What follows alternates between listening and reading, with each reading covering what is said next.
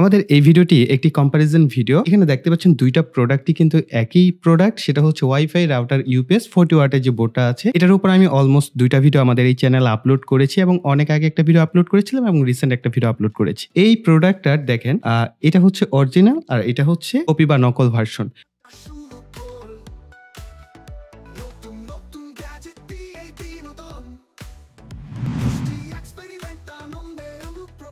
যে অরিজিনাল প্রোডাক্টটা, এই প্রোডাক্ট কিভাবে আপনি চিনবেন? হ্যাঁ, এটা মূলত তানভীর ভাই তৈরি করেছেন। আরসি প্রোডাক্ট বিডি উনার হচ্ছে ওয়েবসাইটের নাম এবং উনার প্রতিষ্ঠানের নাম। তো এইখানে কিন্তু অরিজিনাল লেখা রয়েছে এবং এইখানে আরসি প্রোডাক্ট বিডির একটা লোগো দেওয়া আছে। আরসি প্রোডাক্ট বিডির লোগোটা দেখলেই বুঝতে পারবেন যে হ্যাঁ, এটা অরিজিনাল। প্রোডাক্টটা খুলি।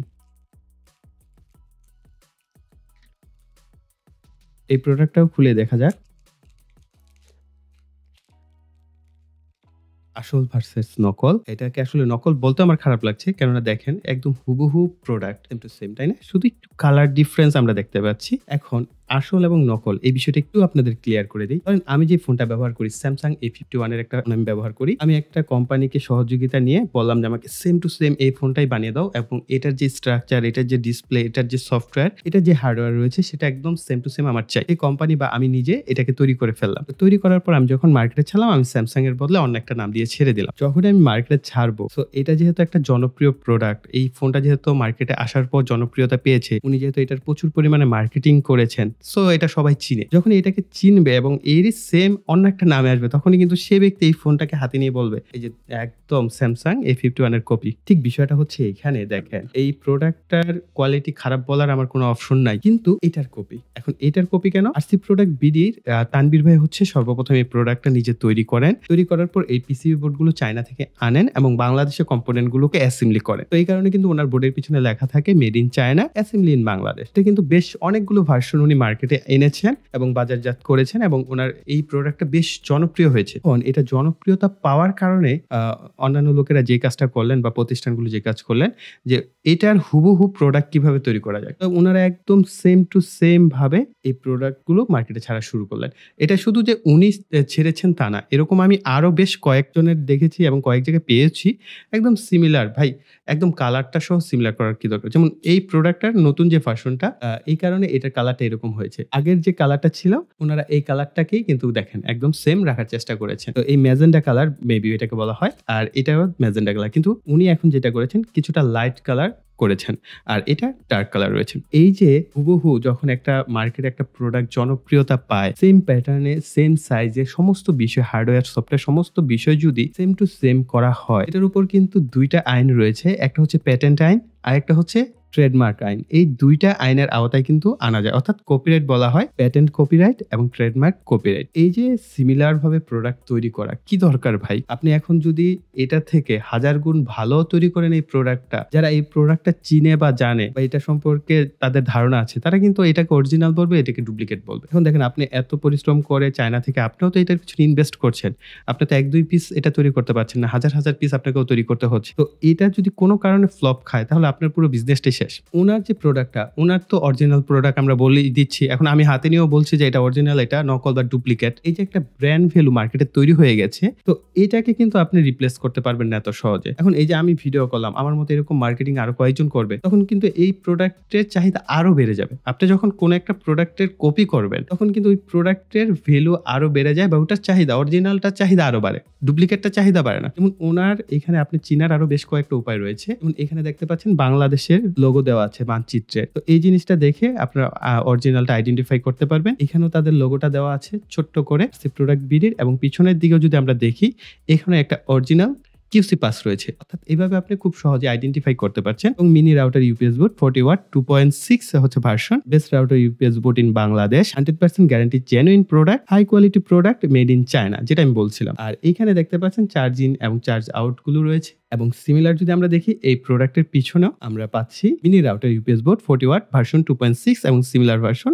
Router UPS board in Bangladesh, made in China, fine এবং QC pass. Patent copyright, patent কপিরাইটটা হচ্ছে একদম সেম টু সেম প্রোডাক্টের হার্ডওয়্যার এবং সফটওয়্যার কপি করা। এটা কেন আমি বলছি, আমি যদি এই প্রোডাক্টের সাথে এই প্রোডাক্টটা মেজারমেন্ট করি, সেম অর্থাৎ এই প্রোডাক্টটা হাতে নিয়ে তারা মেজারমেন্ট করেছে। এরপর আমরা যদি দেখি তাদের কম্পোনেন্ট প্লেসমেন্ট সিমিলার, একদম হুবহু সেম টু সেম করা হয়েছে। এখানেও তারা কোনো কিছু চেঞ্জেস আনে নাই। সামান্য একটা জিনিস আপনি যদি ভাই এই ডিসি সকেটটা চেঞ্জ করে এখানে দিয়ে দেন, এবং এইটার পুরো লুকটাই চেঞ্জ হয়ে গেল। তখন যদি আপনি আপনার নিজের মতো একটা ভার্সন দেন, আপনি আপনার নিজের মতো করে এই প্রোডাক্টটার নাম দেন, যেমন আপনি লোগো ব্যবহার করেছেন which is good, very good, হ্যাঁ, কিন্তু আপনি যদি জাস্ট একটা জিনিস, একটা কম্পোনেন্টস এদিক থেকে সেদিক করে দেন, তাহলে কিন্তু উনি ক্লেম করতে পারে না যে না আমার এই প্রোডাক্টটা কপি করা হয়েছে। তখন বলবেন যে ভাই আপনার কাছে যে টেকনোলজি আছে আমার কাছে সেই টেকনোলজি আছে, আমি আমার মতো করে এই প্রোডাক্ট তৈরি করেছি। সো আপনাকে কিন্তু কেউ প্যাটেন্ট কপিরাইটের আওতায় আনতে পারবে না। এখন কিন্তু আপনারা চলে আসছেন প্যাটেন্ট কপিরাইট আওতায় বা প্যাটেন্ট আইনের আওতায়। এই বিষয়গুলো আসলে করা ঠিক না। আমাদের কাজ হচ্ছে আমরা প্রোডাক্ট হাতে নেওয়ার পর সেই প্রোডাক্টগুলোর কোয়ালিটি চেক করা, বা আমরা এটার ইনপুট আউটপুট চেক করা বা রিভিউ করা। এটা হচ্ছে আমরা এখানে একটা অ্যানালগ এমিটার ব্যবহার করব। তো অ্যানালগ এমিটার এই কারণে যে আমরা যদি লম্বা সময় ব্যবহার করে রাখি এদের কোনো সমস্যা হয় না, কারণ এটার সাথে একটা শান্ট রেজিস্টার ব্যবহার করা হয়েছে। আমি দুইটাকে না একদম অ্যাটাচড করে দিয়েছি। এমিটারের থেকে দুইটা তার বের হয়, দুইটা তার হচ্ছে এই শান্ট রেজিস্টারের দুই প্রান্তে কানেকশন করা হয়। এখানে ভিতরের দিকে হচ্ছে কানেকশনটা করা হয়েছে, আর এখান থেকে দুইটা তার বের করা হয়, যেটাকে আমরা লোডের সিরিজের সাথে কানেকশন করে আমরা জানতে পারি যে আসলে কত এম্পিয়ার যাচ্ছে। এখানে আমাদের একটা ব্যাটারি প্যাক ব্যবহার করছি, 15 ব্যাটারির একটা প্যাক, এবং এখানে হচ্ছে আমাদের এমিটার, এবং এমিটারে কালো তার দেখলেও দুইটা, আসলে এটা হচ্ছে পজিটিভ, এই যে লাল তার থেকে আসছে, এটা পজিটিভের এক প্রান্তে আসছে আমাদের এই এমিটারের শান্টের, আর আরেক প্রান্ত হচ্ছে আমাদের এই বোর্ডে আমরা কানেকশন করব। আমি এখানে কোনো সুইচ ব্যবহার করছি না, জাস্ট এই দুইটা তারকে আমরা পেঁচিয়ে দিব। আমরা এইখানটায় দেখতে পাচ্ছি যে প্রত্যেকটা রেড কালারের বাতি ব্যবহার করা হয়েছে। এখানে কিন্তু আমার 75% পর্যন্ত চার্জ দেখাচ্ছে, আর এখানে 100% হওয়ার কথা ছিল। ইউপিএস মোড অন, ওকে। আর আমি এখানে টেস্ট করার জন্য এই ধরনের চায়না অ্যাডাপ্টারটা ব্যবহার করছি, 5 এম্পিয়ারেরটা। 3 এম্পিয়ারের ভার্সনটা এখন আসলে অ্যাভেলেবেল পাওয়া যায় না, ওইরকম পাওয়া যায় না বললেই চলে, ওইরকম না। আর এটা হচ্ছে 5 এম্পিয়ারেরটা। আমি চেষ্টা করবো এটার যে বাই লিঙ্ক সেটা ভিডিও ডিসক্রিপশন বক্সে দিয়ে দেওয়ার। 3 এম্পিয়ারের ভার্সন ছিল, এখন ইম্পোর্ট করা হয়েছে 5 এম্পিয়ারের ভার্সনটা। যারা কিনতে চান ঝটপট কিনে ফেলেন। এই 5 এম্পিয়ারের ভার্সনটাও খুব বেশি দিন হয়তোবা থাকবে না। আর যদি এটার উপর একটা রিভিউ ভিডিও চান অবশ্যই কমেন্ট সেকশনে লিখবেন, তাহলে আমরা এটার উপর একটা সেপারেট রিভিউ ভিডিও আপনাদের জন্য নিয়ে আসবো। এবং ইলেকট্রো গ্যাজেটে আপনারা বর্তমানে এই প্রোডাক্টটা পাবেন। তারা আমাকে রিকোয়েস্ট করেছিল যেন ভিডিওতে আমি বিষয়টাকে একটু মেনশন করে দেই, তো তারা এই চায়না অ্যাডাপ্টারটা এনেছে। এটা মডেল হচ্ছে BSK 602। এখানে 12.8 ভোল্ট আছে। ওকে, আমরা 12.8 ভোল্ট দিয়ে চেক করি।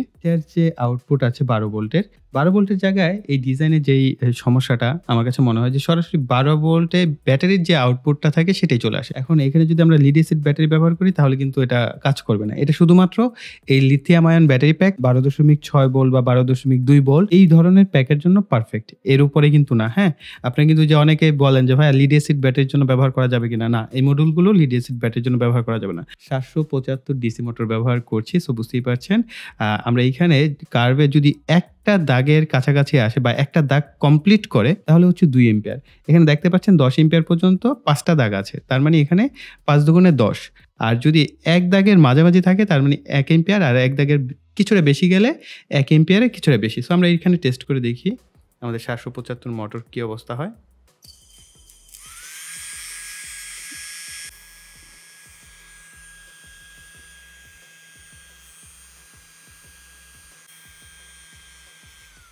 দেখতে পাচ্ছেন যে অলমোস্ট 2 এম্পিয়ারের মতো 12 ভোল্টের একটা আউটপুট দিতে পারে।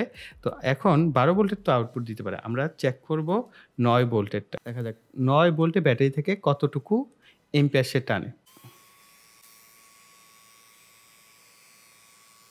আমি এখানটায় আনুমানিক ধরেই নিতে পারি যে 1 এম্পিয়ারের মতো 9 ভোল্টেরটা আউটপুট দিচ্ছে।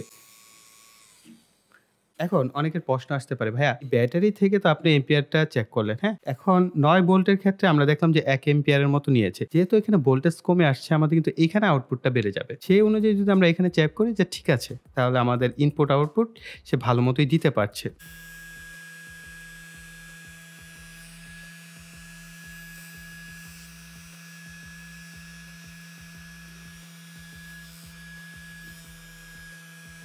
অলরাইট, সো আপনি এখানটা কিন্তু দেখতে পেলেন যে আমরা আমাদের অ্যাডাপ্টার কানেকশন করার পরেও কিন্তু আমাদের মোটরের কোনো কিছু হয় নাই, অর্থাৎ 0 সেকেন্ড পালসে আমাদের প্রপার আউটপুট দিতে পারছে। এই টেস্ট করলাম। সো এই টেস্টে বেসিক্যালি যেটা বোঝা গেল যে আমাদের ব্যাটারি থেকে সে কত এম্পিয়ার নিতে পারে। এখন আউটপুটে কত এম্পিয়ার দিতে পারে সেটা আসলে নিঃসন্দেহে, যেহেতু LM2596 ব্যবহার করা হয়েছে, 2 এম্পিয়ার ম্যাক্স অবশ্যই দিতে পারবে, অর্থাৎ 2 এম্পিয়ারের বেশিও অনেক ক্ষেত্রে দিতে পারে। 2 এম্পিয়ার আমরা ধরে রাখি LM2596 ব্যবহার করা হলে। আর এইখানটায় যে কাজটা করা হয় সরাসরি সরাসরি যেহেতু ব্যাটারি থেকেই 12 ভোল্টের লোডটা দেওয়া হয়, তো এটা আপনার ব্যাটারি থেকে আপনার লোড যতটুকু এম্পিয়ার নিবে অতটুকুই সে সাপ্লাই দিতে পারবে। আর যদি সে এখানে ডিভাইডার হিসেবে ডায়োড ব্যবহার করে থাকে তাহলে 3 এম্পিয়ার ম্যাক্স দিতে পারবে। এখন একটু ইনপুট এবং আউটপুট ভোল্টেজটা চেক করে দেখি। আমাদের ইনপুট ভোল্টেজ আছে 12.41 ভোল্ট।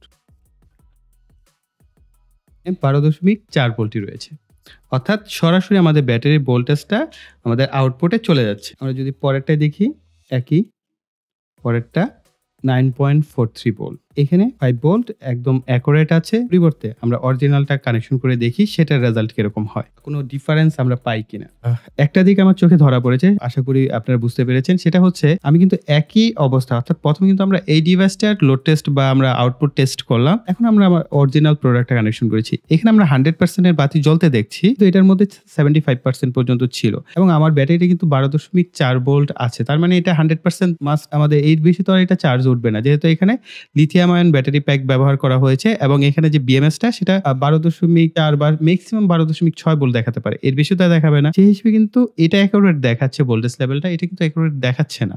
এটাই হয়। আর আমি আসলে না কোনো প্রোডাক্টের খারাপ দিক বলতে আমার খুব খারাপ লাগে, কিন্তু যেটা সত্য সেটা তো অবশ্যই বলতে হবে। এই একটা ডিফারেন্স অলরেডি আমার চোখে ধরা পড়েছে। এখন দেখা যাক পরবর্তীতে আমরা আউটপুট কানেকশন করে দেখি এখন কি হয়। ব্যাটারির ভোল্টেজ 12.42 ভোল্ট আছে এবং আমরা আউটপুটটা যদি দেখি 12.4।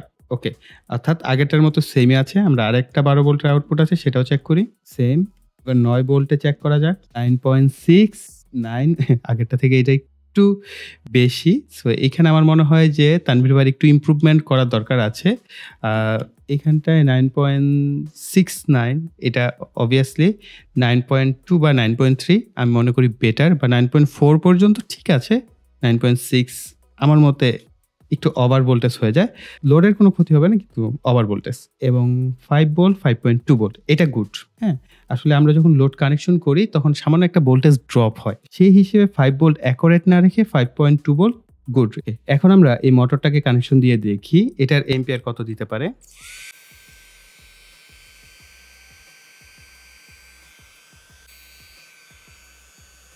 আমার কাছে একদম সিমিলারই মনে হচ্ছে, এখানে কোনো ডিফারেন্স আমি দেখতে পাচ্ছি না।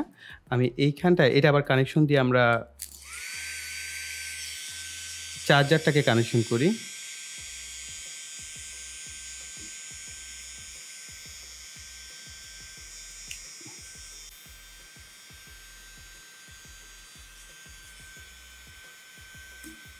সাউন্ডে কোনো পরিবর্তন পাই নাই এবং যখন আমরা চার্জার কানেক্ট করলাম এবং ডিসকানেক্ট করলাম, আমাদের ডিভাইস কোনো পরিমাণ এখানে জাস্ট অনেক সময় হয় না মোটর বাড়ি দেয় বা কোনো কিছু, অর্থাৎ 0 সেকেন্ড পালস একদম পারফেক্ট আছে, সবকিছু পারফেক্ট। গাইস, এই ছিল আমাদের কম্পারিজন ভিডিও। যদিও এখানে খুব বেশি ইন ডিটেইলস আমি অ্যাড করি নাই এবং এইখানে আমি জাস্ট একটা রিকোয়েস্টই করব আপনাদেরকে, প্রোডাক্টের প্রাইস যদি কিছুটা বেশিও হয় চেষ্টা করবেন অরিজিনাল প্রোডাক্টগুলো কেনার। এর কারণ হচ্ছে যে উনি যেহেতু এত লম্বা সময় যাবত তার সময় এবং ইনভেস্টগুলো করেছেন, তো ওনার প্রোডাক্টগুলো অবশ্যই সেল হওয়া উচিত। এবং যারা এই ধরনের কাজগুলো করছেন তাদেরকে বলবো, ভাইয়ারা আপনারা যথেষ্ট মেধাবী না হয় এই ধরনের একটা কমপ্লিকেটেড সার্কিট কিন্তু আপনারা কপি করে ফেলেছেন, তো আপনাদের যথেষ্ট মেধা আছে, জাস্ট মেধাটাকে একটু সুন্দর করে অ্যাপ্লাই করেন। আপনি নতুন একটা প্রোডাক্ট মার্কেটে আনেন, এতে করে আমরাও আরো সুন্দর করে ভিডিও করতে পারবো যে হ্যাঁ এটার এখন নতুন আরেকটা ভার্সন আসছে বা নতুন আরেকটা প্রোডাক্ট আসছে, আমরা মানুষের সাথে ইন্ট্রোডিউস আমরাই করিয়ে দিব। তো সেই ক্ষেত্রে কিন্তু আমরা নকল বলবো না। এই ক্ষেত্রে আপনারা অবশ্যই এই যে একেবারে সেম টু সেম একটা প্রোডাক্ট সেটার মতো করে তৈরি না করে নিজেদের মতো করে সুন্দর করে ডিজাইন করে প্রোডাক্ট তৈরি করেন, মার্কেটে নিয়ে আসেন। ব্যক্তিগতভাবে সবসময় চাই যাতে আপনারা এই ধরনের প্রোডাক্ট নিজেরা তৈরি করেন এবং আমাদের এই চায়না বা অন্যান্য দেশ থেকে প্রোডাক্ট না কিনে আমরা যদি নিজেরা কিছু প্রোডাক্ট নিজেদের মতো করে তৈরি করতে পারি, এটা আমাদের দেশের জন্য ডেভেলপমেন্ট এবং আমরা নিজেরাও কিন্তু গর্ব করে একটা প্রোডাক্ট ইউজ করতে পারি যে হ্যাঁ আমাদের দেশে এখন এই প্রোডাক্টগুলো তৈরি হচ্ছে। তো অবশ্যই অ্যাপ্রিশিয়েট করার মতো যে আপনারা বাংলাদেশে যারা তৈরি করছেন প্রোডাক্ট, আপনারা তৈরি করে যান, আপনার চেষ্টা চালিয়ে যান এবং আরো সুন্দর সুন্দর প্রোডাক্ট, নতুন নতুন গ্যাজেট আমাদেরকে উপহার দেন, যেগুলো আসলে আমরা শেয়ার করতে পারবো যে হ্যাঁ আমাদের এই প্রোডাক্ট আমাদের বাংলাদেশে তৈরি হয়, এই প্রোডাক্টটা আমাদের বাংলাদেশি কোনো ভাইয়া তৈরি করেছেন। সো যাই হোক, এই ছিল ওভারঅল আমাদের ভিডিও। আই থিঙ্ক ভিডিওটি আপনাদের কাছে ভালো লেগেছে। তো প্রিয় ভাইদের কাছে ভিডিওটি ভালো লাগলে অবশ্যই ভিডিওতে লাইক, কমেন্ট এবং শেয়ার করবেন। যারা এখনো চ্যানেলটিকে সাবস্ক্রাইব করেনি, চ্যানেলটিকে সাবস্ক্রাইব করে পাশে বেল বাটনটি অ্যাক্টিভ করে দিবেন পরবর্তী ভিডিওর নোটিফিকেশন পাওয়ার জন্য। সো এই বলে এখানে বিদায় নিব। সকলে ভালো থাকবেন, সুস্থ থাকবেন, টাটা।